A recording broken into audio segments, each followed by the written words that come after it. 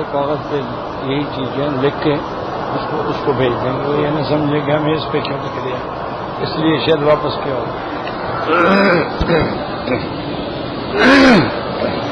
موضوع الدرس فی قصۃ موسیٰ علیہ السلام مع قومہ وما فیہا من العبر, سورۃ الصف, تفسیر ابن کثیر. الحمد للہ رب العالمین والصلاة والسلام علی اشرف الانبیاء وسید المرسلین سیدنا محمد وعلی آلہ واصحابہ اجمعین. اللهم صل على سيدنا محمد وعلى آل سيدنا محمد كما صليت على إبراهيم وعلى آل إبراهيم في العالمين إنك حميد مجيد. أعوذ بالله من الشيطان الرجيم. بسم الله الرحمن الرحيم. وَإِذْ قَالَ مُوسَىٰ لِقَوْمِهِ يَا قَوْمِ لِمَ تُؤْذُونَنِي وَقَدْ تَعْلَمُونَ أَنِّي رَسُولُ اللَّهِ إِلَيْكُمْ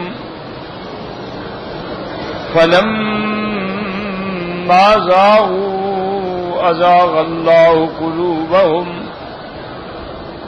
وَاللَّهُ لَا يَهْدِي الْقَوْمَ الْفَاسِقِينَ. وَإِذْ قَالَ عِيسَى ابْنُ مَرْيَمَ يَا بَنِي إِسْرَائِيلَ إِنِّي رَسُولُ اللَّهِ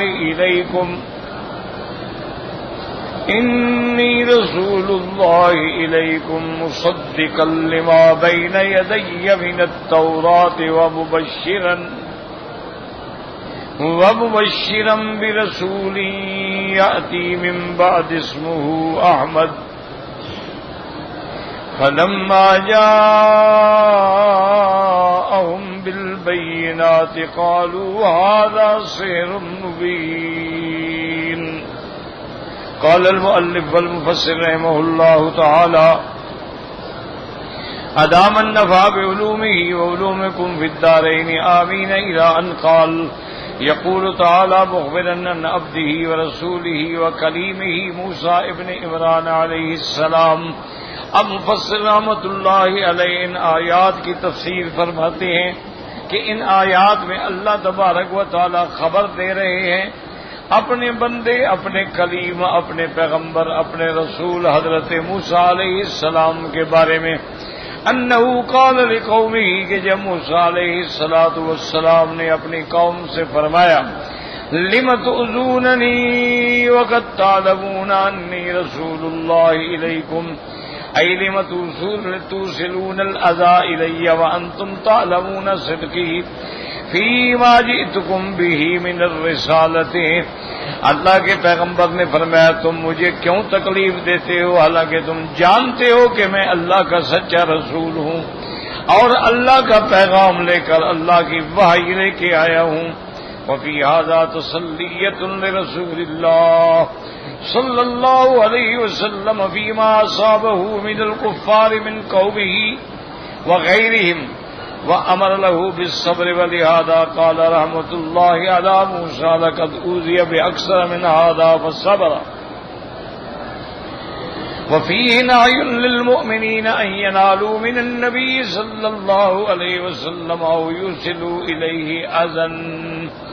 اب مفسر فرماتے ہیں کہ ان آیات میں حضور صلی اللہ علیہ وسلم کے لیے تسلی ہے کہ آپ کو جو کفار سے تکلیفیں پہنچتی ہیں، ایذا پہنچتے ہیں، حضرت موسیٰ علیہ السلام کو بھی اس سے زیادہ ستایا گیا. اور اس کے اندر ہدایت ہے مومنین کو کہ کوئی ایسی بات نہ کریں جو حضور صلی اللہ علیہ وسلم کی ایذا کا باعث ہو.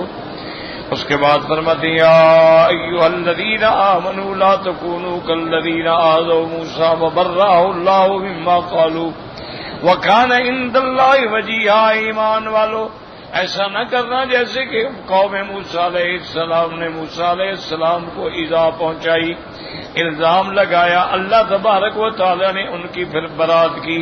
وہ اللہ کے ہاں بڑی شان والے تھے، بڑے پیغام عظمت والے تھے.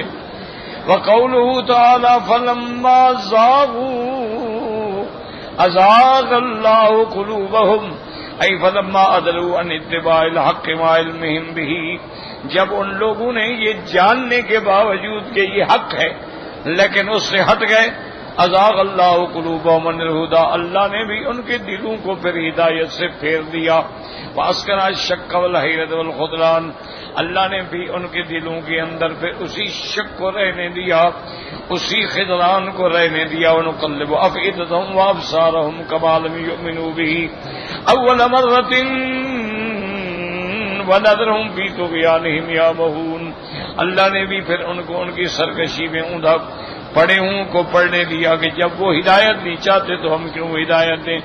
وقال تعالی ومن يشاقق الرسول من بعد ما تبين له الهدى ويتبع غير سبيل المؤمنين نوله ما تولى ونصله جهنم وساءت مصيرا، اللہ فرماتے ہیں جو پیغمبر کی مخالفت کرے ہدایت آنے کے بعد اور ایمان والوں کے رستے کے خلاف چلے تو اس کا نتیجہ یہ ہے جدھر چاہے پھرے آخر انجام اس کا یہ ہے کہ جہنم، اور جہنم کتنی بری جگہ ہے۔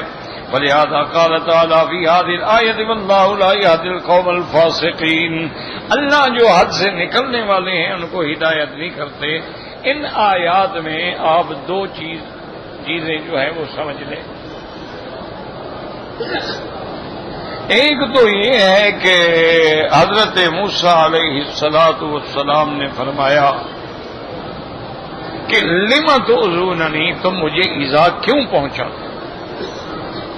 تو پہلے یہ سمجھیں کہ ایذا سے مراد کیا ہے۔ ایک تو ایذا ہوتا ہے جسمانی کہ کسی کو مارا جائے، تکلیف پہنچائی جائے، یہ ایذا ہے، اور ایک ایذا یہ ہوتا ہے کہ اللہ کے پیغمبروں کو ایسی ایسی باتیں کی جائیں جو ان کی شان کے خلاف ہیں، یہ بھی ایذا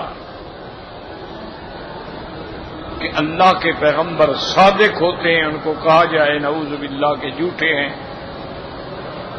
اللہ کے پیغمبر جو ہیں وہ اللہ کی طرف سے نبوت و رسالت کا تاج لے کے آتے ہیں ان کو کہا جائے تم جادوگر ہو، تو یہ بھی ایذا۔ اسی لیے اللہ نے دوسری آیات میں فرمایا ہے کہ ان الذین یؤذون اللہ ورسولہ، جو اللہ کے رسول کو ایذا پہنچاتے ہیں، لعنہم اللہ فی الدنیا والآخرہ، ان پر اللہ کی دنیا و آخرت میں لعنت۔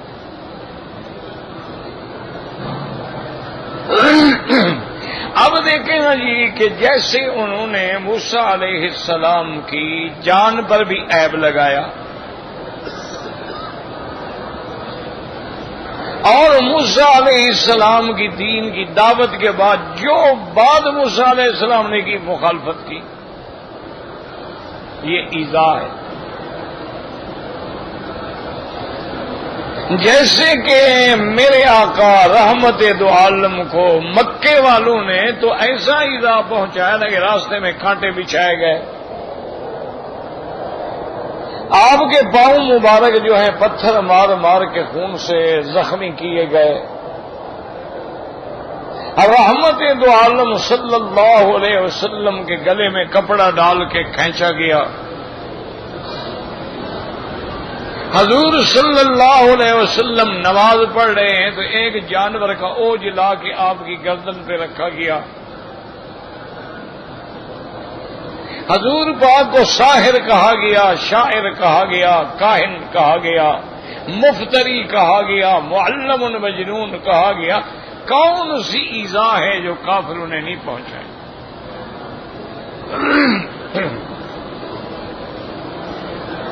اسی طرح یاد رکھیں کہ یہ تو حضور کے زمانے کی بات ہے نا، سرکار دو عالم کے سامنے آواز اونچی کرنا بھی ایذا ہے۔ سرکار دو عالم صلی اللہ علیہ وسلم اگر گھر میں ہیں تو باہر سے کھڑے ہو کے زور زور سے پکارنا جو ہے وہ بھی ایذا ہے۔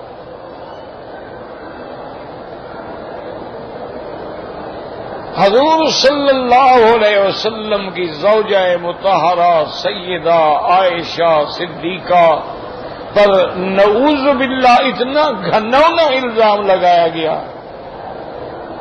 اس سے بڑا کوئی ایذا ہے کہ کسی کی عصمت اور عزت اور حرم اور خاندان نبوت کے اوپر نعوذ باللہ ایسا جھوٹا الزام لگا دیا جائے، تو یہ بھی ایذا ہے۔ اور اسی لیے بعض علماء محققین فرماتے ہیں کہ آج کل جیسے ہم لوگ بحث شروع کر دیتے ہیں، انبیاء مرنے کے بعد سنتے ہیں نہیں سنتے ہیں، زندہ ہیں مٹی میں مل گئے ہیں، جسد باقی ہے نہیں باقی ہے، یہ ساری باتیں بھی ایذاء رسول میں آتی ہیں۔ ہمیں اس تحقیق کے لیے اللہ نے حکم دیا ہے کہ تحقیق کرو، ہمیں اللہ نے حکم دیا ہے کہ بھی میں آ کے قبر میں تم سے پوچھوں گا کہ بھی مردے سنتے ہیں یا نہیں سنتے، شہید سنتے ہیں یا نہیں سنتے، انبیاء سنتے ہیں یا نہیں سنتے، ہم سے کوئی سوال ہوگا؟ تو ہم ایسی بحثیں کرنے کا فائدہ کیا ہے، مجھے یہ بتائیں۔ صحابہ کے زمانے میں بھی اختلاف تھا، کچھ صحابہ سننے کے قائل تھے، کچھ صحابہ سننے کے قائل نہیں تھے سوا کے، لیکن کبھی اختلاف نہیں کیا، کبھی ایک دوسرے پہ فتویٰ نہیں دیا کہ تم کافر، تمہارے پیچھے نماز نہیں ہوتی، اس نے کہا تمہارے پیچھے نماز نہیں ہوتی۔ اختلاف مسئلے میں ہوتا ہے، اختلاف جو ہے مسائل میں ہوتا ہے، صحابہ میں بھی اختلاف ہے کئی مسائل میں، تابعین میں بھی اختلاف ہے کئی مسائل میں۔ حضور صلی اللہ علیہ وسلم کی رؤیت باری تعالی میں کہ کیا اللہ کے پیغمبر نے اپنے خدا کو آنکھوں سے دیکھا ہے یا نہیں دیکھا ہے، صحابہ میں اختلاف ہے، بعض صحابہ فرماتے ہیں دیکھا ہے، بعض کہتے ہیں نہیں دیکھا۔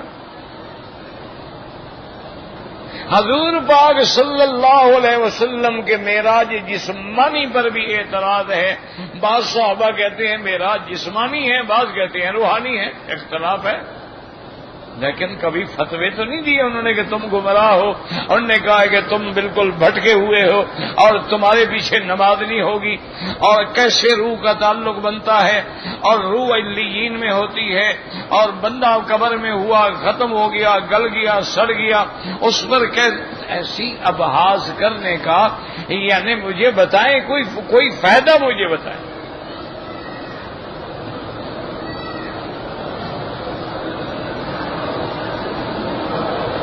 یعنی آپ ٹھنڈے دل سے سوچیں کہ کافر ہیں، ٹھیک ہے کافر ہیں، جہنمی ہیں، ہمارا ایمان ہے جو کفر پہ مرے گا جہنم، یہودی ہے، نصرانی ہے، ہندو ہے، سکھ ہے، کوئی ہے، لیکن دنیا میں تو بحیثیت انسان کے اس کو اللہ نے جینے کا حق دیا ہے نا، انسان ہے، اللہ نے دنیا میں تو جانوروں کے بھی حقوق ہیں کہ اگر آپ نے جانور رکھا ہے تو اس کو کھلاؤ پلاؤ، اس کے حقوق کا خیال کرو۔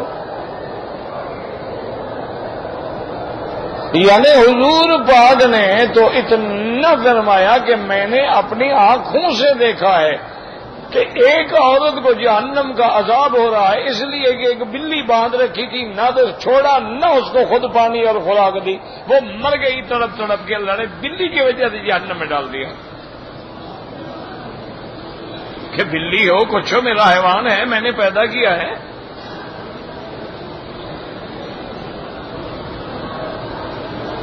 تو اس لیے ہمیں ٹھنڈے دل سے سوچنا چاہیے کہ بھئی الحمدللہ ثم الحمدللہ، آج جو کچھ آپ کو یہ دین نظر آتا ہے یہ مدرسوں کی وجہ سے ہے، علماء کی وجہ سے ہے، ہمارا ایمان ہے۔ کیوں؟ ٹیلی ویژن نے تو اسلام نہیں پھیلایا، ڈش نے تو اسلام نہیں پھیلایا، انٹرنیٹ نے تو اسلام نہیں پھیلایا، انہوں نے بے حیائی تو پھیلائی ہے، اور یعنی اور فحاشی تو پھیلائی ہے۔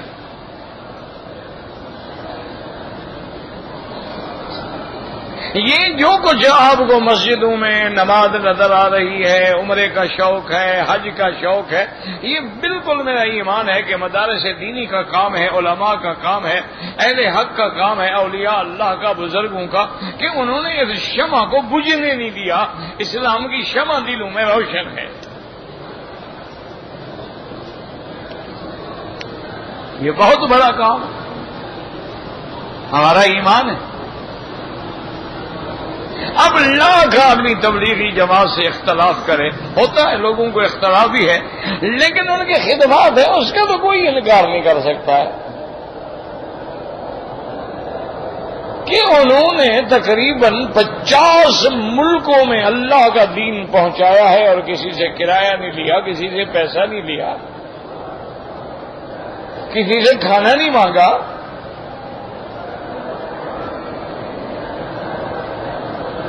خالص اللہ کے دین کے لیے اپنا گھر چھوڑا، بچے چھوڑے، وطن چھوڑا، راحت چھوڑی اور آرام چھوڑا، اور گلی گلی کوچے کوچے میں پہنچ کے بیچارے جو کچھ وہ جانتے ہیں غریب شکل میں وہ پڑھا رہے ہیں۔ کیوں؟ ان کے ساتھ جانے والے سارے علماء تو نہیں ہوتے نا، کوئی دکاندار ہوتا ہے، کوئی کاروباری ہوتا ہے، کوئی کلرک ہوتا ہے، کوئی ملازم ہوتا ہے، اس بیچارے کو دین کا کیا پتا ہے؟ لیکن انہوں نے کام تو کیا ہے نا، اس کا تو کوئی دنیا دشمن بھی انکار نہیں کر سکتا نا۔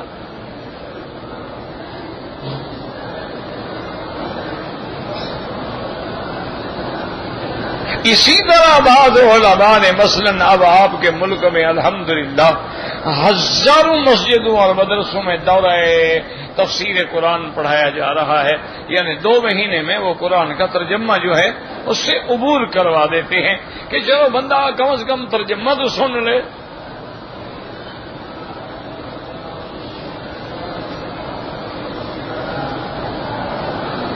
یہ بھی ایک بڑا کام ہے۔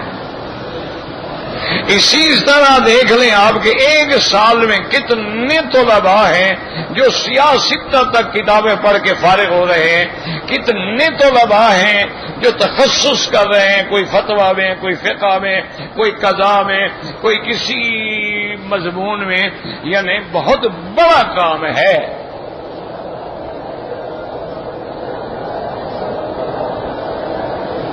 لیکن اس سارے کے ہونے کے باوجود ایمان سے کہیں آپ اپنے ملک میں اسلام نافذ کر سکتے ہیں؟ ٹھنڈے دل ناراض نہ ہوں،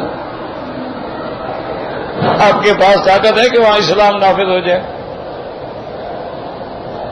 آپ کے پاس طاقت ہے کہ آپ کہہ سکیں کہ جناب یہ چینل پہ، ٹی وی پہ یہ کیا بے حیائی ہو رہی ہے؟ ایک ٹیلی فون بیچنے کے لیے کتنی لڑکی کو ننگا کر کے دکھایا جا رہا ہے؟ کیا یہ ہماری بہنیں، ہماری بیٹیاں، ہماری عورتیں نہیں ہیں؟ یہ اتنی سستی ہیں کہ ایک موبائل بیچنے کے لیے آپ ان کو ڈانس کروا رہے ہیں، ایک ببسی بیچنے کے لیے وہ ناچ رہی ہیں، ایک کریم بیچنے کے لیے وہ اتنے تک اریاں بیٹھی اور کریم لگا لگا کے دکھا رہی ہیں۔ اس قدر بے غیرتی، بے حسی، بے ضمیری، کیا تمہارے ان سارے دینداروں کے پاس طاقت ہے کہ ان کو روک لیں؟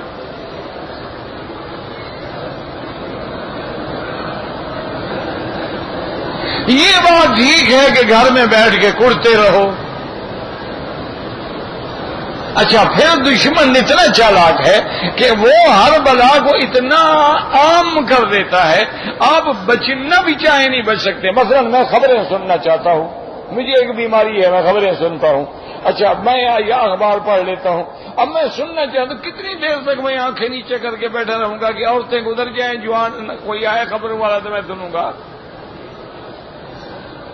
کبھی نہ کبھی تو نظر پڑ جائے گی نا، نہ بھی دیکھنا چاہوں تو کوئی نہ کوئی تھوڑی بہت ہی جھلکی ملکی تو نظر آ جائے گی نا جناب۔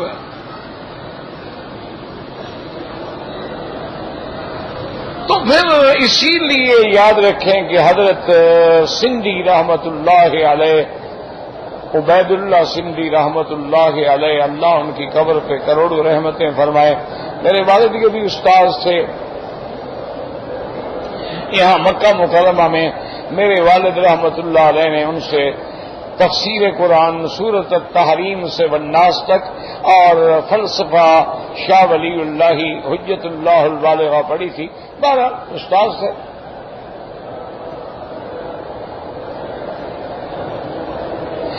جب ساری ہجرت اور سارے مراحل طے کرنے کے بعد واپس آئے، ان کا تعلق جو تھا روحانی وہ دین پور شریف سے تھا، اور وہ خانپور کے اسٹیشن پہ اترے۔ خانپور جو ضلع رحیم یار خان میں ہے، ایک جنکشن ہے، اچھا اسٹیشن ہے، وہاں اترے تو بڑے علماء آگے اکٹھے تھے۔ بہت بڑا آدمی تھا، کوئی چھوٹا آدمی تو نہیں تھا، یعنی شیخ الہند رحمت اللہ علیہ کا شاگرد ہو، ساتھی ہو، اور پھر جس نے بڑی بڑی قربانیاں دی ہوں اور جس نے کفر سے ٹکر لی ہو، تو بڑے بڑے علماء استقبال میں تھے۔ تو انہوں نے مجبور کیا حضرت کو کہ حضرت مہربانی کریں، اتنے لوگ آئے ہوئے ہیں استقبال کے، کو تھوڑی سی تقریر تو کر دیں۔ میں نے تو تقریر کر دی، چھوڑ دیا، میں تقریر تو کرتا ہی نہیں ہوں۔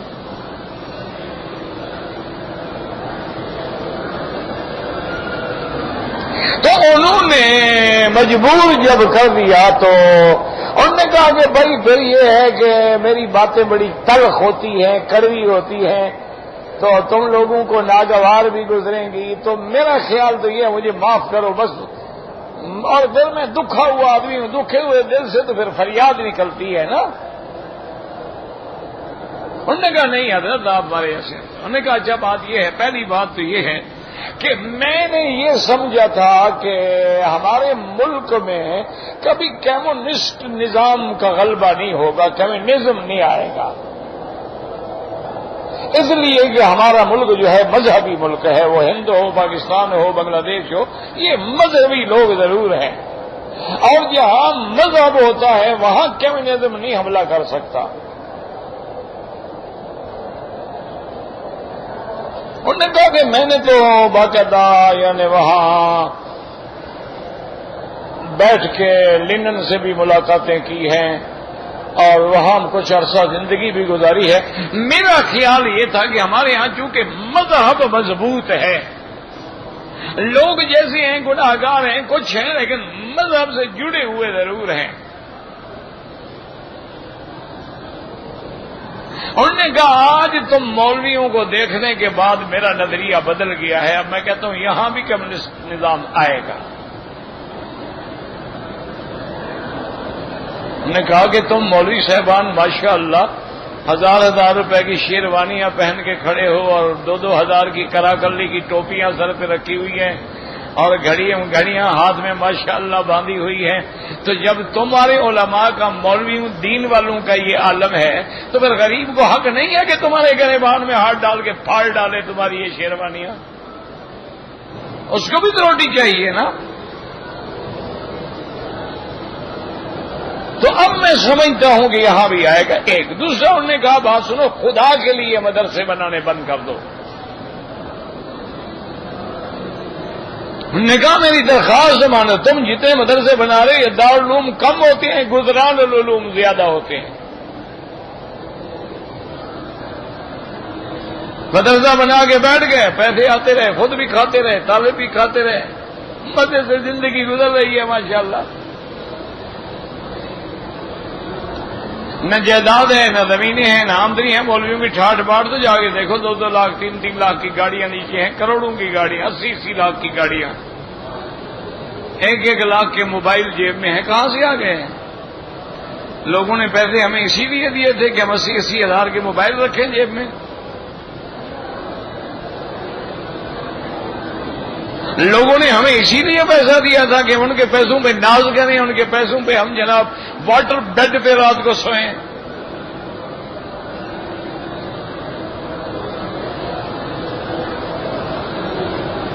انہوں نے کہا خدا کے لیے دارالعلوم نہ بناؤ، جہاں گورنمنٹ کالج بنائے وہاں تم ایک ہاسٹل بنا دو، اس میں لڑکوں کو مفت رہائش دو، صبح کو آدھا گھنٹہ قرآن کا ترجمہ پڑھاؤ، عشاء کے بعد آدھا گھنٹہ درس حدیث دو، بس اور کچھ نہ کرو، کیونکہ انہی لوگوں نے آگے عہدوں پہ جانا ہے۔ تو کم از کم یہ مولوی نہیں بنیں گے تو مولوی سے نفرت نہیں کریں گے،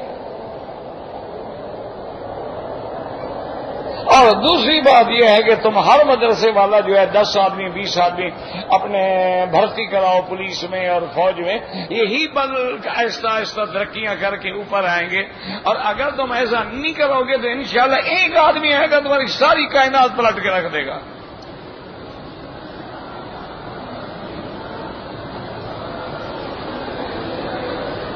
ہمارے نہ مدرسے کچھ کر سکتے ہیں، نہ پھر ہماری تبلیغ کچھ کر سکتی ہے، نہ ہماری تقریریں کچھ کر سکتی ہیں۔ پھر ہم اسی پہ زور دیتے ہیں بس یہ اللہ سے دعا مانگو، بس ہمارے گناہوں کی سزا مل رہی، اور سارے گناہوں کی سزا بھی ہمیں ملنی ہے، ان کو نہیں ملتی جو رات دن شرابوں میں پڑے ہوئے ہیں۔ ان کو گناہوں کی سزا کیوں نہیں ملتی؟ یعنی کہ رات دن شراب میں ہے، ڈانس میں ہے، گناہ میں ہے، فسق میں ہے، فجور میں ہے، رشوت میں ہے، کرپشن میں، ان پہ تو کچھ نہیں، ان کی تو اور جائیدادیں اونچی ہو رہی ہیں۔ یہ سزا بھی صرف یعنی اللہ نے غریب کو دینی ہوتی ہے۔ کیا فلسفہ ہے؟ کیا سمجھا رہے ہو لوگوں کو؟ کیا پڑھا رہے ہو؟ کسی جگہ صرف یہ جھگڑا ہے کہ جی آمین زور سے کہو یا آہستہ کہو۔ او بابا زور سے کہو تو کیا کفر ہو جائے گا؟ آہستہ کہو تو کون سا نماز میں خلل ڈال جائے گا؟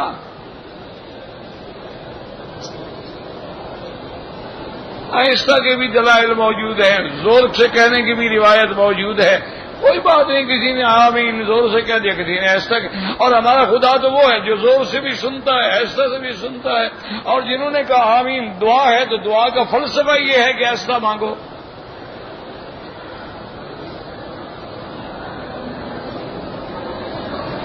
کس بات پہ قوم کو لڑا رہے ہو؟ خدا کے لیے مجھے سمجھاؤ تو صحیح نا، کہ 1432 سال گزر گئے ہیں، ابھی تک ہم قوم کو نماز میں لڑا رہے ہیں۔ پھر کافر کو یہ حق نہیں پہنچتا وہ کہے کہ جو مسلمان 1400 سال میں نماز میں متفق نہیں ہو سکے وہ ہمیں کس اسلام کی دعوت دیتا ہے؟ وہ کیسے مسلمان ہیں؟ یہ تو ابھی تک نماز میں لڑ رہے ہیں، یعنی جو اہم العبادات ہے، جو دین کا ستون ہے، یہ تو اس میں بھی اتفاق نہیں کر سکے۔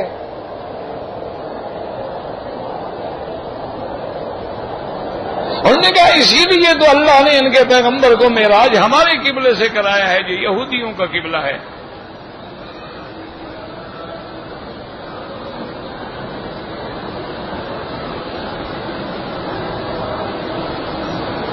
وہ کہتے ہیں کہ جناب یہ کیسی تم باتیں کر رہے ہو؟ وہ کہتے ہیں اللہ کے قرآن کو تم نے 30 پاروں میں تقسیم کیا ہے، کیا یہ حضور پاک نے کیا تھا؟ حضرت عثمان نے کیا تھا کہ آدھی آیت ادھر ہے آدھی ادھر ہے، سپارہ ختم ہو گیا۔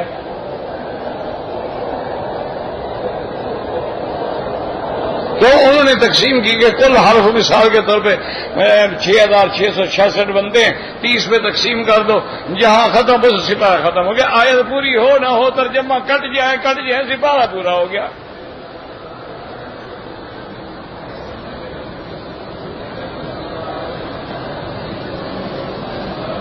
اور پورے آپ کے اسلامی ملک جو ہیں، جو آپ کی یونیورسٹیاں ہیں، کالج ہیں، ایمان سے کہیں آپ کے کالج سے جو آدمی ایم اے کر کے یا بی اے کر کے یا ایم اے اسلامیات کر کے نکلتا ہے اس کو الحمدللہ رب العالمین کا ترجمہ بھی آتا ہے۔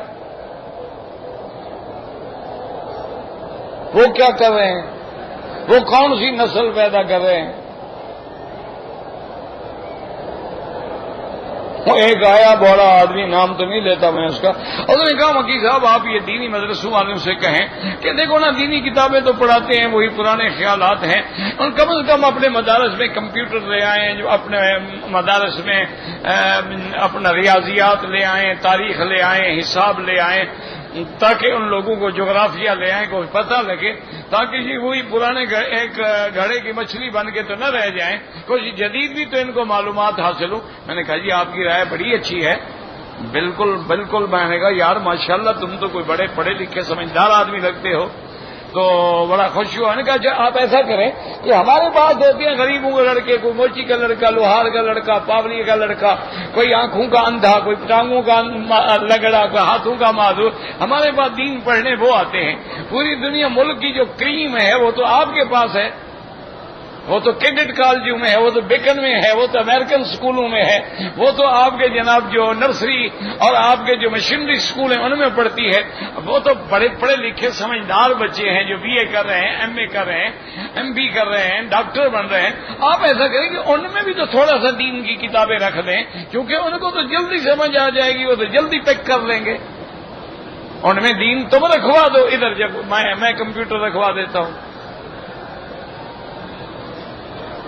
تو کام نہیں بنتا نا، کم از کم تم بھی تو رکھو نا۔ کبھی پہلے سال میں مشکات ہوگی، پھر بخاری شریف ہوگی، پھر ترمذی ہوگی، پھر نسائی ہوگی، فقہ کی فلاں کتاب ہوگی، فتح القدیر ہوگی، قدوری ہوگی، تم بھی تو رکھو نا یہ کتابیں۔ ہم سے جو مطالبے کر رہے ہو، تمہارے پاس تو کریم ہے، ان کو بھی تو پڑھاؤ،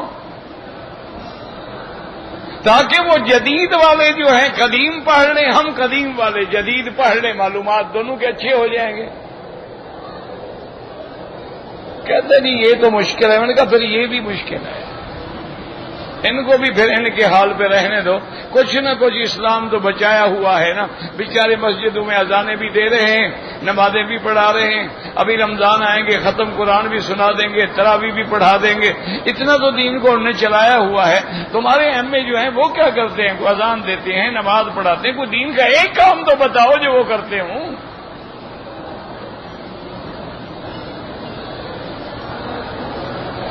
لیکن ان سب کے باوجود یاد رکھو، منز بیگانگاں ہرگز نہ عالم، ہمیں غیروں کا کوئی دکھ نہیں ہے، ہمیں اپنوں کا دکھ ہے کہ خدا کے لیے دین کے نام پہ ادارے چلانے والوں، اب اس امت کو معاف کر دو، جھگڑے لڑائیاں ختم کر دو،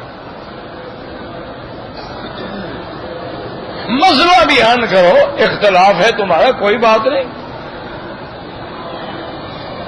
مسئلہ بیان کر دو، تمہارے نزدیک رفع دین ہے، بالکل کہو جی رفع دین کرو، کوئی جھگڑا نہیں، لیکن یہ تو نہ کہو نا کہ جو نہیں کرتے وہ کافر ہو گئے، ان کی نمازیں نہیں ہوتی۔ یہ کہاں لکھا ہوا ہے؟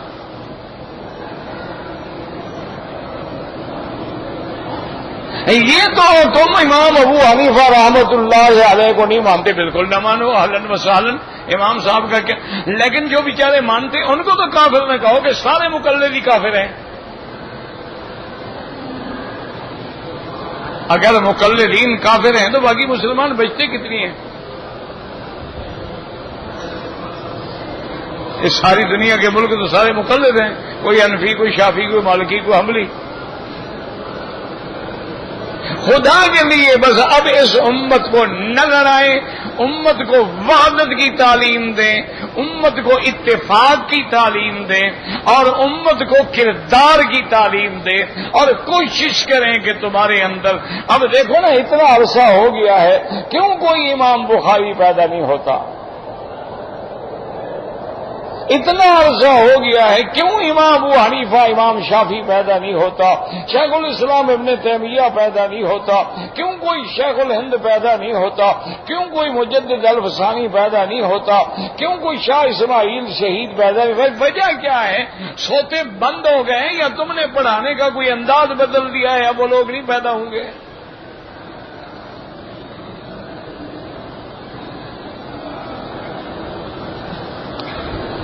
تم اسی منہج پہ آ جاؤ جو منہج لے کے آئے ہیں میرے مدنی محمد مصطفیٰ، کہ آپ نے کانٹوں کو چھوا اور گلستاں کر دیا۔ آپ نے بلال حبش سے آیا، صہیب روم سے آیا، سلمان فارس سے آیا، کوئی کالا آیا، کوئی گورا آیا، سب کو ملا کے ایک ایسی یونٹی، ایک ایسی جماعت پیدا کر دی کہ اللہ نے خوش ہو کے فرما دیا، میرا مدنی میں آپ کو خبر دے رہا ہوں، میں ان سب سے راضی ہو گیا ہوں۔ ایسی جماعت پیدا کر دی کہ اللہ نے فرما دیا لقد رضی اللہ عن المؤمنین اللہ نے فرمایا، ہم کہتے ہیں جی ہم مومن ہیں، نہیں وہ ایسی جماعت بنے کہ اولئک هم المؤمنون حقا۔ اللہ نے فرمایا محبوب ان کے ایمان کا تو میں گواہ ہوں، یہ پکے مومن ہیں، یہ تیرے پروانے ہیں، یہ سنت کے دیوانے ہیں، یہ تیرے جان نثار ہیں، تیرے لیے میں نے چن لیے ہیں، یہ آسمان ہدایت کے ستارے ہیں، اور یہ تو اس مقام پہ پہنچ گئے جو ان کا بھی دامن پکڑ لے گا میں اس کو بھی نجات دے دوں گا۔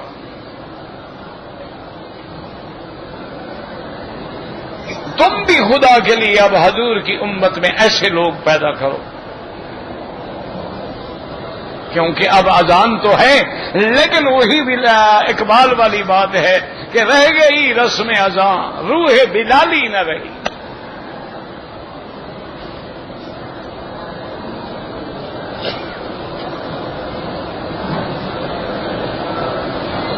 وہی علامہ اقبال بیچارہ کہہ گیا، وہ کہہ رہے اذان تو آج بھی ہو رہی ہے،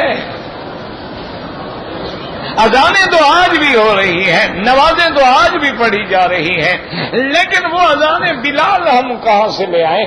دعائیں تو آج بھی مانگی جا رہی ہیں، وہ صحابہ کی دعائیں ہم کہاں سے لے آئیں؟ وہ تابعین کی دعائیں ہم کہاں سے لے آئیں؟ وہ حضرت اویس کرنی کی دعائیں ہم کہاں سے لے آئیں؟ وہ ان اولیاء اللہ کی دعائیں کہاں سے لے آئیں کہ جن کے ہاتھ اٹھانے سے بد رحمت حق فوراً آ جاتی؟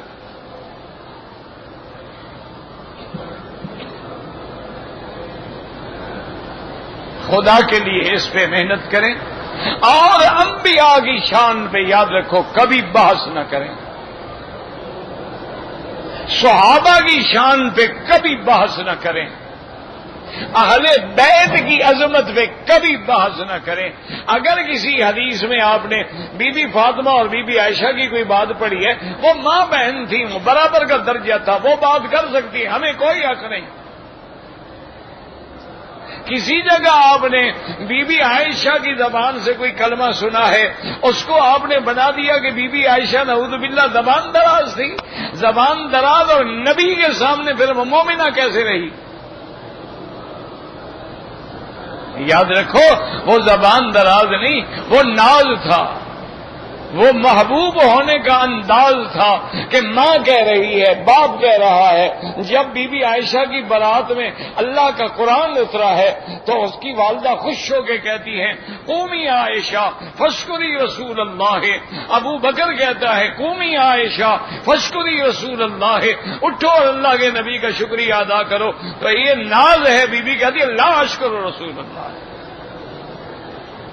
یہ کوئی اور مائی کا لال کہہ سکتا ہے؟ ایمان ہی ختم ہو جائے۔ یہ ناز تھا محبوبہ کا، اور نے کہا اما جان بات سنو، میں نہیں حضور کا شکریہ ادا کرتی۔ کیوں شکریہ ادا کروں؟ حضور نے تو میرا اعتبار ہی نہیں کیا۔ اگر حضور کو میری عصمت پہ، میری دیانت پہ، میری حفاظت پہ، میری صداقت پہ آپ کو یقین تھا، پھر تفتیش کیوں ہو رہی ہے؟ کبھی بریرہ کو پکڑا جا رہا ہے، کبھی حضرت علی سے پوچھا جا رہا ہے، کبھی صحابہ کو پکڑا جا رہا ہے۔ حضور نے میرا کون سی مہربانی کی ہے کہ میں شکریہ ادا کروں؟ لا اشکر رسول اللہ، میں حضور کا شکریہ ادا نہیں کرتی۔ انی اشکر اللہ، میں اس اللہ کا شکر ادا کروں گی جس نے قرآن اتارا میرے حق میں۔ بی بی عائشہ فرماتی تھی خدا کی قسم ہے مجھے یقین تھا میں پاک ہوں، لیکن میرے خیال میں یہ تھا اللہ نبی کے دل میں ڈال دیں گے بھی تیری بیوی پاک ہے۔ اللہ تبارک و تعالی حضور کے دل میں الہام فرما دیں گے، القاء فرما دیں گے۔ میرے نصیب میں یہ گمان نہیں تھا کہ اللہ میرے حق میں 2 رکوع قرآن اتاریں گے جو قیامت تک پڑھا جائے گا، کہ ایک ایک ممبر و محراب میں کھڑے ہو کے حافظ میری برات بیان کریں گے۔ اسی لیے امام مالک امام دار الہجرہ اللہ ان کی قبر پہ کروڑ رحمتیں فرمائے، جب وہ حدیث پڑھاتے تھے نا اور بی بی عائشہ سے روایت آتی تھی، پتہ ہے کیا کہتے تھے؟ فرماتے تھے انا عائشہ الصدیقہ بنت الصدیق زوجۃ المصطفی رضی اللہ عنہا المبرأۃ من السماء قالت قال رسول اللہ صلی اللہ علیہ وسلم۔ فرماتے اس عائشہ سے میں روایت بیان کر رہا ہوں جس کی پاکی کی گواہ خدا نے دی ہے آسمانوں سے۔ تو یاد رکھو خدا کے لیے اس امت میں وحدت پیدا کرو، خدا کے لیے حضور کی امت میں اتفاق کا درس دو، خدا کے لیے اب ان کو روایات پہ اور فروعی مسائل پہ اور عام فرعی روایات میں نہ الجھاؤ، نہ لڑاؤ، ان کو زیادہ سے زیادہ ملانے کی کوشش کرو، اور تمام مدارس، تمام دینی قوتیں کوئی ایسا بندہ پیدا کرو، کیوں ایک بندہ آتا ہے تو دنیا کے نظام بدل جاتے۔ میرا مدنی بھی تو اکیلے آئے تھے نا، سرکار دو جہاں جب آئے ہیں آپ کے ساتھ کون تھا؟ تو پھر اللہ کے نبی کا دین تو ایسے چلے گا نا کہ آگے بھی جب ابو بکر آیا ہے تو کیا عالم تھا، عمر آیا تو کیا عالم تھا، عثمان آیا تو کیا عالم تھا، علی آیا تو کیا عالم تھا۔ اس لیے اقبال کو کہنا پڑا کہ بات کیا تھی کہ نہ روم و ایران سے دبے چند بے تربیت اونٹوں کے چرانے والے۔ حضرت عمر آ رہے ہیں وادی جموم کے قریب، جب آئے تو آپ نے اپنا اونٹ روک دیا، سارا قافلہ روک دیا، حج پہ آ رہے تھے، اور اتر کے 2 رکعت نماز پڑھی اور روتے رہے، آپ کی داڑھی بھیگ گئی۔ صحابہ نے پوچھا عمر کیا بات ہے، لماذا تبکی؟ اور میں یہ وہ جگہ ہے جہاں میں اونٹ چرایا کرتا، آج میں امیر المومنین بن کے گزر رہا ہوں۔ یہ اللہ کی شان ہے کہ اللہ نے ہمیں اسلام سے اونچا کر دیا، اللہ نے کفر کو ذلیل کر دیا۔ یاد رکھو تم مومن بن جاؤ، آج بھی اسلام کامیاب ہوگا اور کفر مٹ جائے گا۔ یہ آخری سانسیں لے رہا ہے۔ یریدون لیطفئوا نور اللہ بافواہہم واللہ متم نورہ، لیکن اللہ مدد کب کریں گے؟ جب تم مومن بنو گے، باتوں سے مدد نہیں آتی۔ تم ایسے جھوٹے عقیدے بنا لو کہ جی 1965 کی جنگ میں جب ہندو بم مارتے تھے نا، ماشاء اللہ پیر نکل کے پکڑ لیتے تھے۔ 71 میں سارے پیر ناراض ہو گئے، ایک بم بھی نہیں پکڑا۔ کیا جھوٹے عقیدے بنا رکھے ہیں، کیا کس سے کہانیاں جنگ ہوتی ہے، وہاں اللہ کا نبی بھی زخمی ہو جاتا ہے۔ کیوں قوم کو اندھیرے میں رکھتے ہو؟ فتح بھی ہوتی ہے، شکست بھی ہوتی ہے۔ حضور نے فرمایا کہ حرب کیا ہے؟ دل ان بیننا و بینہم، ڈول ہے، کبھی انہوں نے کھینچ لیا کبھی ہم نے کھینچ لیا۔ الحرب سجال بیننا و بینہم۔ کیوں لوگوں کو اندھیروں میں رکھتے ہو؟ پھونک مارو گے تو دشمن کی توپوں میں کیڑے پڑ جائیں گے۔ اب تمہارے تو اپنے دشمن کی اس میں کیڑے نہیں پڑتے، توپوں میں کہاں سے کیڑے پڑ جائیں گے؟ مت الجھاؤ قوم کو، مت لوگوں کو قوالیاں سنا سنا کے گانے کے عادی بناؤ، مت لوگوں کو بلا وجہ کے جلوس نکال کے دین سے نہ ہٹاؤ۔ اگر دین اسی کا نام ہے نا، خدا کی قسم مکے والا ایک بھی مخالفت نہ کرتا۔ اگر حضور کہتے بابا کیوں لڑتے ہو، میں 12 کو جلوس نکالوں گا، 22ویں رجب بناؤں گا، 15 شعبان کی رات کو جلوس نکالوں گا اور حلوہ شلوہ تقسیم کروں، کہتے لاکھ کریں ہمیں بھی کھلائیں، ہم بھی کھائیں گے۔ وہ کیوں لڑتے؟ لڑائی تو تب ہوئی نا جب حضور نے فرمایا قولوا لا الہ الا اللہ، آؤ سارے بتوں کو مٹا دو۔ اور مسلمانوں یاد رکھو، یہ جمہوریتیں بھی بت ہیں، یہ سیاسی قیادتیں بھی بت ہیں۔ لا الہ الا اللہ کی جب تک ضرب نہیں لگے گی ایمان نہیں آئے گا۔ بہرحال دعا کریں، ہمارا کام تو ہے، ہم دین کے نام پہ روٹی کھاتے ہیں، چوکیدار ہیں، ہم تو کرتے رہیں گے نا، ہوشیار ہوشیار ہوشیار، خبردار، چور آ رہا ہے چور آ رہا ہے، جاگو جاگو۔ تم نہ جاگو، تمہاری مرضی، ہم تو اسی کی ڈیوٹی کرتے ہیں، نوکری کرتے ہیں، کھانا جو کھاتے ہیں دین کے نام پر تو روٹی ملتی ہے، تو ہمارا تو حق ہے نا کہ ہم شور مچائیں۔ کوئی صحابہ پہ حملہ کرے گا ہم شور مچائیں گے، کوئی اہل بیت پہ حملہ کرے گا ہم شور مچائیں گے، کوئی حدیث رسول اللہ پہ حملہ کرے گا ہم شور مچائیں گے، کوئی ختم نبوت پہ حملہ کرے گا ہم شور مچائیں گے۔ ہمارا تو کام ہی ہے۔ باقی تم جاگو نہ جاگو، یہ نہ کہنا کہ ہمیں آواز نہیں پہنچی تھی۔ واللہ اعلم۔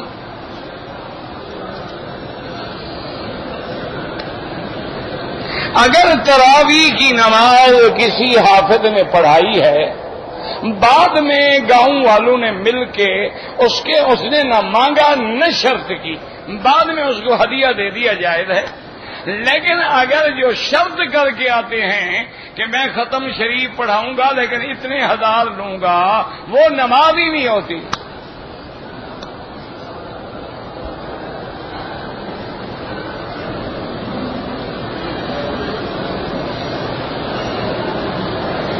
میں نے ایک موٹر سائیکل خریدا ہے 60,000 میں، ادھار میں نے 90 میں بیچ دیا، جائز ہے؟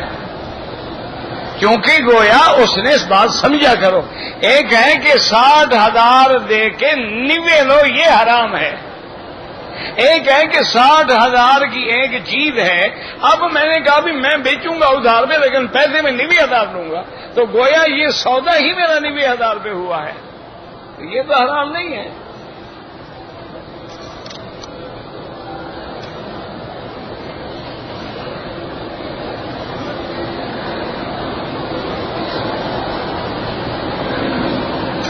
میرے پاس 2 پلاٹ ہیں، بہرحال 2 پلاٹ ہیں، ایک میں نیت ہے کہ گھر بنائے گا، اس پہ کوئی زکوٰۃ نہیں، اور جس میں نیت ہے کہ بیچیں گے اس پہ زکوٰۃ ہے۔ لیکن ابھی تو وہ پلاٹ تمہارے ہوئے ہی نہیں ہیں، وہ تو ابھی کس نے بھر رہے، جب ہو جائیں بعد کی بات ہے۔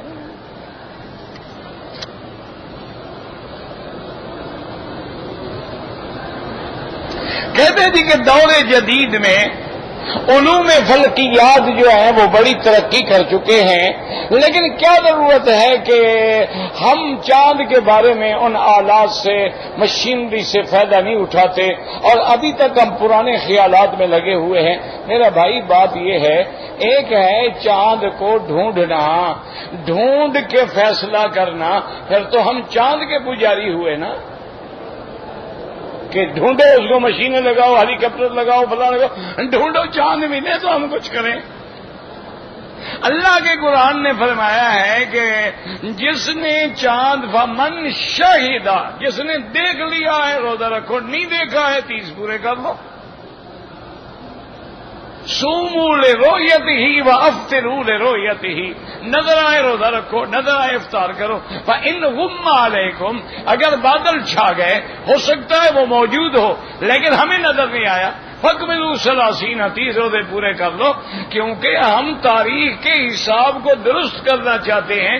ہم چاند سورج کے پجاری نہیں ہیں کہ اس کو مشینوں کے ذریعے ڈھونڈ کے لے آئیں کہ جناب نیو مون پیدا ہو گیا ہے کہ نہیں ہو گیا، پیدا ہونے کے کتنے گھنٹے کے بعد نظر آ سکتا ہے کہ نہیں آ سکتا۔ اللہ نے ہمیں اس مصیبت میں ڈالا ہی نہیں، تو تم کیوں ڈالنا چاہتے ہو؟ اللہ نے ہمیں آزادی دی ہے کہ من شہد منکم الشہر، شہود ہلال، وجود ہلال نہیں کہا۔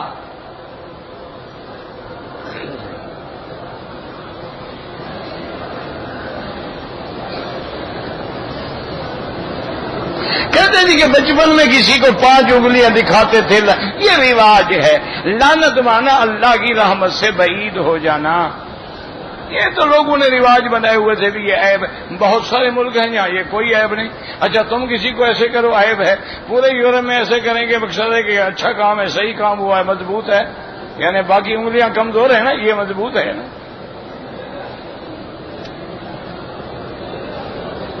میں نے ایک چور سونا رکھا ہوا ہے کہ بیٹی کی شادی پہ دوں گا، زکوٰۃ دو، یعنی بیٹی کے دینے کا خیال ہے، اللہ کو دینے کا خیال نہیں ہے۔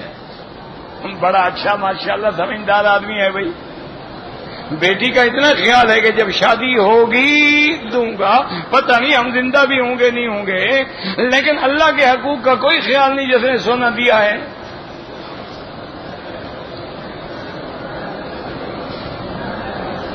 میں نے قرضہ لے رکھا ہے تو قرض ادا کرو، بچ جائے تو زکوٰۃ دو، نہ بچے تو زکوٰۃ نہ دو۔ ہاں یہ بہانے نہ بناؤ، ویسے تو پھر آپ کا ہر بڑے سے بڑا آدمی جو ہے کہے گا جی میں نے بینک کا قرضہ دینا ہے، بھائی قرضہ جو دینا ہے کروڑوں کی جائیداد جو تمہارے پاس موجود ہے، زکوٰۃ دینی پڑے گی۔ یہ کیا بہانہ ہے کہ مجھ پہ قرض ہے؟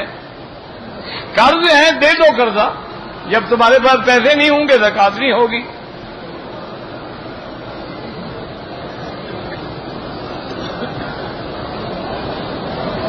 ہم کراچی سے بال کٹوا کے آئے تھے، ماشاءاللہ احرام سے پہلے کٹوا کے آئے تھے، طواف کے بعد 2 رکعت مقام ابراہیم پہ نہیں پڑھ سکے، چلو کہیں بھی پڑھ لی، تھوڑے سے بال کاٹ دیے، الحمدللہ ایک دم ایک بکری ادا کریں اور بال بھی کٹوائیں۔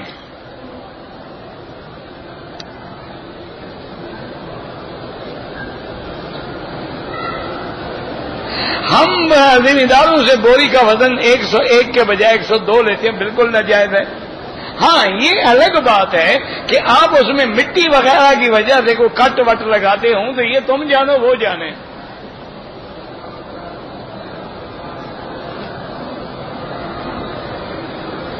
کہتے تھے کہ رائے منڈ والے جو ہیں سپیکر استعمال نہیں کرتے، اچھی بات ہے، حضور پاک بھی نہیں کرتے تھے، تو جہاں آج اگر سنت پہ عمل ہو رہا ہے شکر کرو، جہاں استعمال ہو رہا ہے وہاں جائز ہے، جائز ہے نا، ورنہ حضور پاک کے زمانے میں تو نہیں تھا نا۔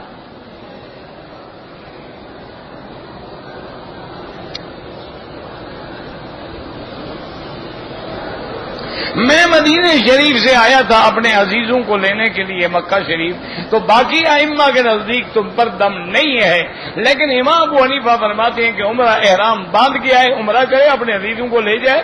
عزیزوں کو لینے میں، عمرہ نہ کرنے میں کیا تکلیف تھی؟ 1 گھنٹے میں آپ فارغ ہو جاتے، جاؤ عزیزوں کو لو۔ امام ابو حنیفہ رحمۃ اللہ علیہ کے نزدیک تو عمرہ بھی کرو گے، دم بھی دو گے۔ تمام مقام ابراہیم کے باہر کریں، اندر کریں، چھت پہ کریں، سب جائز ہے۔ اگر آدمی اپنی بیوی کے ساتھ گپ شپ کر رہا ہے، ملاقات کر رہا ہے اور پانی نکلا ہے، تو پانی یہ دیکھے نا کہ منی نکلی ہے یا مزی نکلی ہے۔ اگر منی نکلے تو غسل ہے۔ منی کا معنی ہوتا ہے کہ جس کے نکلنے پر یعنی ٹپک کے نکلے اور پھر عضو ٹوٹ جائے۔ مدی کا معنی ہوتا ہے کہ سفید لیسدار مادہ کوئی نکل آیا، اس کے لیے غسل نہیں ہے۔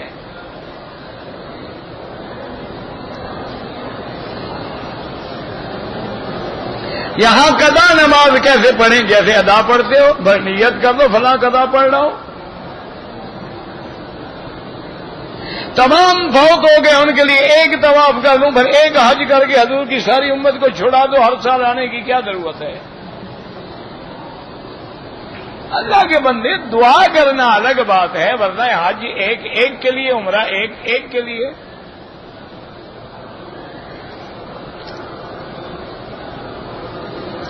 میں نے رمل کے دوران میں کپڑا نیچے نہیں کیا، کوئی بات نہیں، کر لیتے ثواب تھا، نہیں کیا ہے جرمانہ کوئی نہیں۔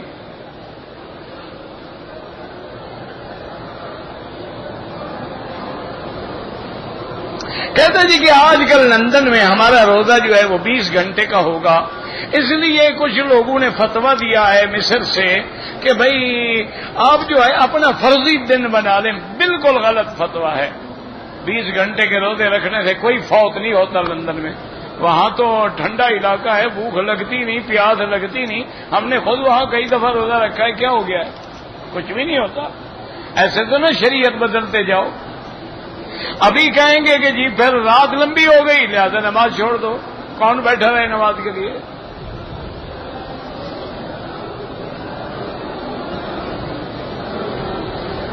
ہاں، اگر عورت کو حیض آیا ہوا ہے تو ویل چیئر پہ بٹھا دیں اور طواف کا ویل چیئر سے یعنی حیض بند ہو جاتا ہے۔ کوئی عقل کرو۔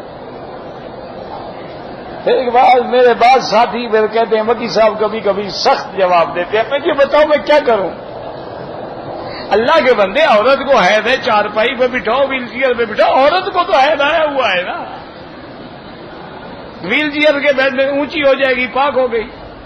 عقل کرو، وہ حرم میں داخل ہی نہیں ہو سکتی، تم ویل چیئر پہ طواف کرا رہے ہو۔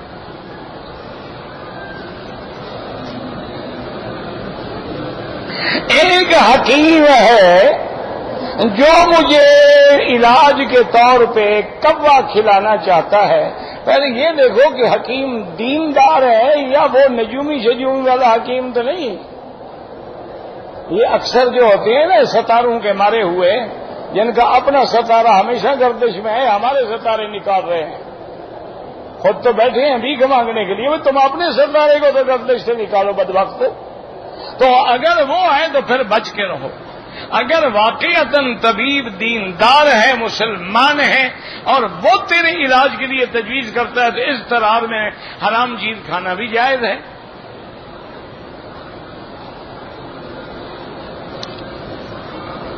یار خدا کے بندے مجھے سچی بات ہے، اسی لیے دیکھو نا جی، کوا ہے یا بلی ہے یا کچھ ہے، اس کے کھانے کے تو مسئلے پوچھ رہے ہو، یہ جو رشوت کھائی جا رہی ہے اس کا گناہ اس سے کم ہے؟ ہاں جی، کوے کھانے پہ تو اللہ نے لعنت نہیں بھیجی، سود والے پر تو لعنت ہے۔ اتنی بڑی داڑھیوں والے ماشاءاللہ ھذا من فضل ربی سود کھا نہیں رہے، پی رہے ہیں۔ اور پھر یہ بھی کہتے ہیں وکی صاحب ہم ہر سال اپنے ملازمین میں سے 5 آدمیوں کو حج پہ بھیجتے ہیں، میں کہ ان کا حج بھی برباد، تیرا بھی برباد انشاءاللہ۔ حرام کے پیسے سے کیا حج ہے؟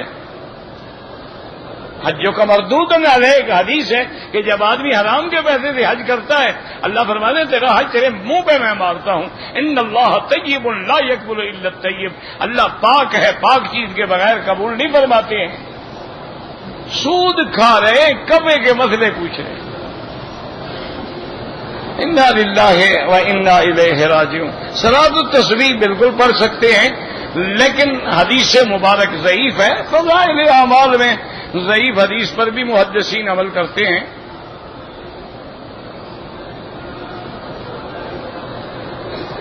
ہمارے ہاں مارکیٹ ہے، اس میں موٹر سائیکل نقد 50,000 کا ہے، ادھار پہ 70,000 میں دیتے ہیں۔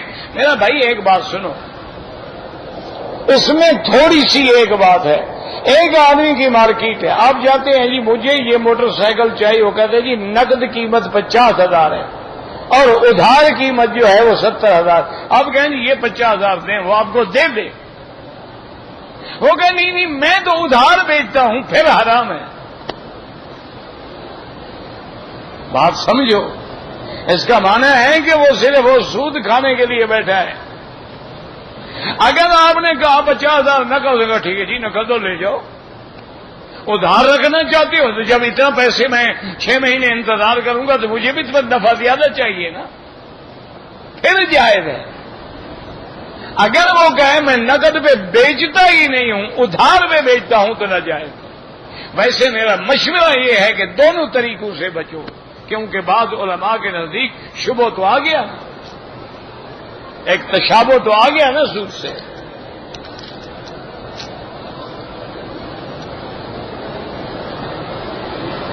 ہم اگر سندھی کی بات مان لیتے، اگر مان لیتے نا، تم نے تو ایسے مانی کہ ان کو کافر ہونے کا فتویٰ دیا، تم نے تو ان کی بات بڑی مانی ماشاءاللہ، ان کو کافر کہا۔ وہ چونکہ آزاد خیال آدمی تھے نا جی، کفر کے فتوے لوگوں نے لگا دی ہمارے مولویوں نے، کیونکہ مولویوں کو ان کی بات ہضم نہیں ہوتی تھی نا، حلوہ نہیں ملتا نا، ان کی باتوں میں تو مار کھانی پڑتی ہے نا۔ اور ہمیں چاہیے حلوہ شریف، اور حلوہ بھی ایسی بلا ہے جس کو کھلا دو نا جی سیمنٹ لگ جاتی ہے، مجال ہے حق نکلے زبان سے۔ پھر یہ بھی کوئی ایسی بلا ہے، ایسا خالص حلوہ بناتے ہیں کہ جس کو ایک دفعہ کھلا دیا منہ بند ہو گیا ماشاءاللہ۔ اور پھر حدیث کے حضور کو حلوہ پسند تھا، کس نے کہا ہے بے وقوف آدمی؟ حضور پاک نے تو کبھی یہ آپ کے سوجی والا اور کاجے والا اور بادام والا اور یہ حلوہ تو زندگی میں دیکھا ہی نہیں میرے مدنی پاک نے۔ کہا نا یہ حب الحلوہ مانا میٹھی چیز پسند تھی، یہ تھوڑا ہے کہ تمہارا حلوہ پسند تھا، یہ کس نے کہا ہے؟ من یہ جیسے کھجور ہے میٹھی چیز ہے، حضور کو پسند تھی، اسی لیے آپ افطار مبارک جو ہے کھجور مبارک سے فرماتے تھے، اور فرمایا اگر کھجور نہ ہو تو پھر پانی سے کر دو۔ ربنا تقبل منا انك انت السميع العليم وتب علينا انك انت التواب الرحيم اللهم ارحمنا بترك المعاصي ابدا ما ابقيتنا اللهم استرنا بسترك الجميل۔ دعا کریں اللہ ہماری اولادوں پہ رحم فرما، اللہ ان کو با حیا بنا، اللہ ان کو والدین کے لیے قرۃ عین بنا۔ ربنا